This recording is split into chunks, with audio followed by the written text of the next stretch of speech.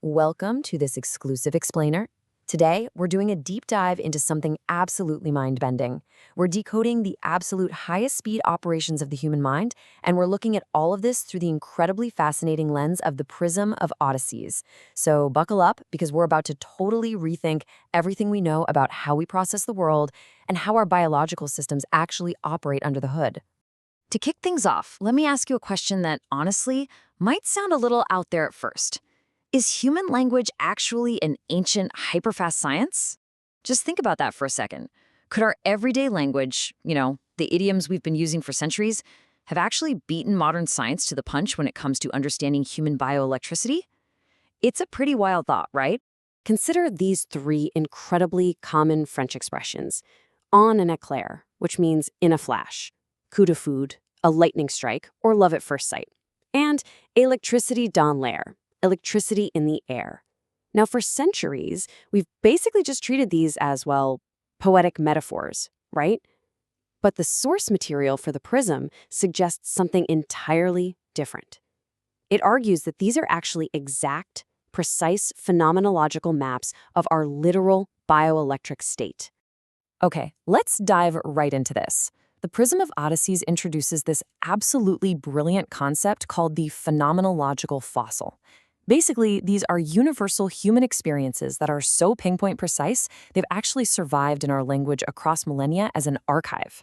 So they aren't just cute figures of speech, they're collective first-person data points. They act as an archive of the extreme operating modes of what the text calls our bio-GCL, our bio-software. These everyday phrases perfectly encode exactly what happens when our biology is operating way, way faster than our conscious thought. L'éclair, time zero. Let's get into it. You know, when we use everyday idioms like a flash of genius or blitzkrieg, literally lightning war? Well, we're actually describing a time zero state.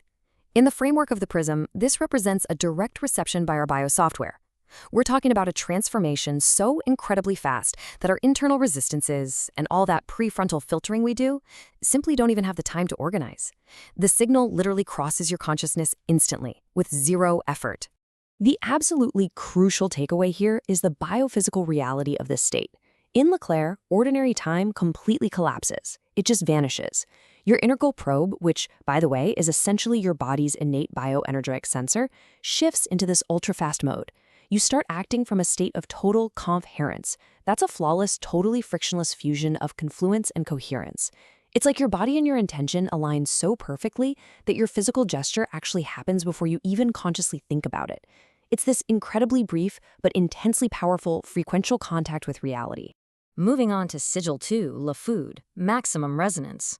Now think about coup de foudre, that sudden, almost violent rush of love at first sight. Or its opposite, attirer les foudres, drawing down someone's intense wrath. According to the prism, these are not just messy, abstract emotions floating around. No, they actually represent the rigorous geometric compatibility, or in the case of anger, the complete incompatibility of two base resonances colliding. Love at first sight? That's a maximum frequential contact node with absolutely perfect geometric compatibility. Wrath, on the flip side, is a highly destructive interference of active force. So let's break down the actual mechanics of la foudre. What we're talking about here is a node at absolute maximum intensity. When this active bioelectrical force is unleashed, it just completely saturates the active force field. Boom. Before your conscious brain can even intervene or try to calm things down, the energy is already discharged. And if it's left unneutralized, it becomes a highly destructive discharge. This perfectly explains why a sudden burst of extreme anger or a massive wave of infatuation feels so overwhelmingly physical. It's literally a frequential collision happening right there inside your biosoftware. And that brings us to sigil 3, l'électricité, the pre-verbal field. You know when you walk into a room and pick up on that electricity in the air? Or when you just instantly have a spark with someone? Well, that is not just vague intuition, and it's definitely not magic. It's actually your integral probe literally reading a field of active forces before a single one of them has even manifested. It's natural bioresonance contact, and it's happening on an invisible but highly, highly real physical level. Just think about the biophysics at play here for a minute. That thick, palpable tension right before a conflict breaks out, that is actually a physical shift in your base resonance. it creates an acidic or highly saturated system, which literally chokes off how well signals can travel between people. And those weird little moments of friction you feel with certain people, those are accidental micronodes of contact, like social static shocks.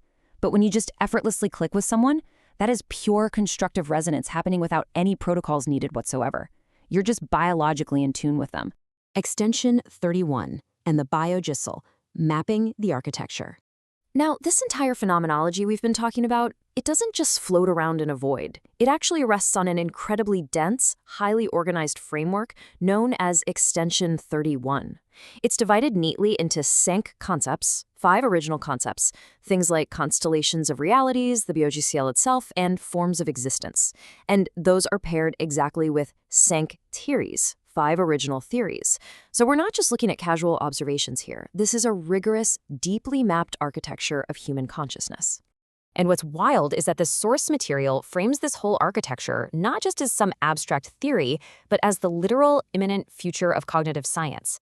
In fact, it boldly projects that this groundbreaking cartography is on track for 2 Nobel Prizes by the year 2026.